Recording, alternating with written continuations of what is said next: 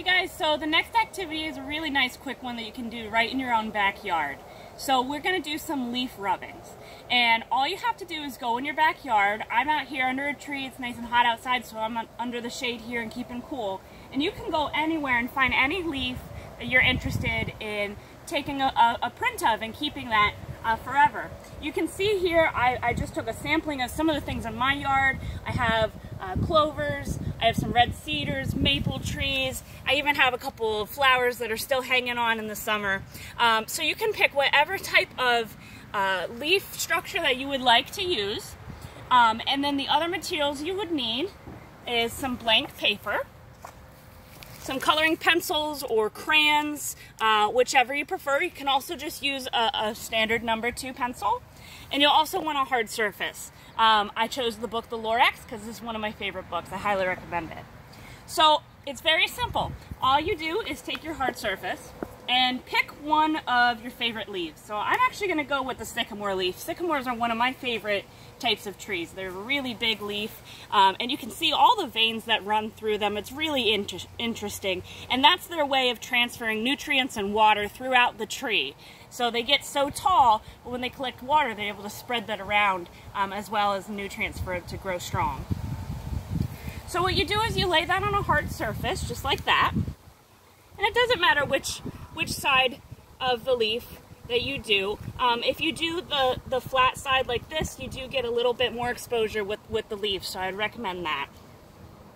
Next, you take your blank piece of paper and just set it right on top, wherever you'd like it to show up on your paper, and kind of press it down good.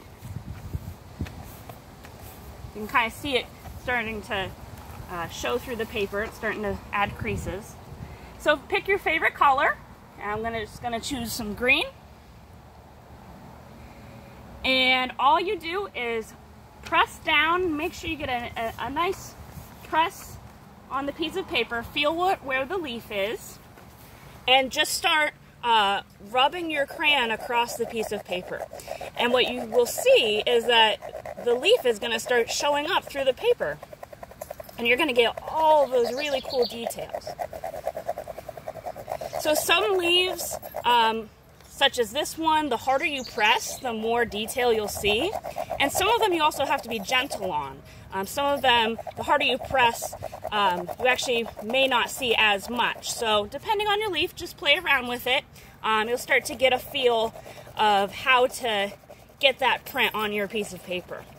Well, we're just gonna rub the crayon on the paper where the leaf is at underneath. You can really start seeing that showing up. And that's why it's important to keep the little veins on the leaves upwards, because that really helps get more of that detail. So you can see it just starting to show up on its own.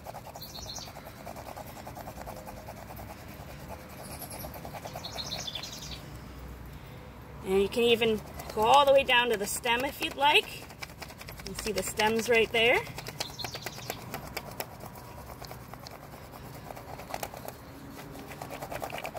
And you can just keep filling that in as much as you want.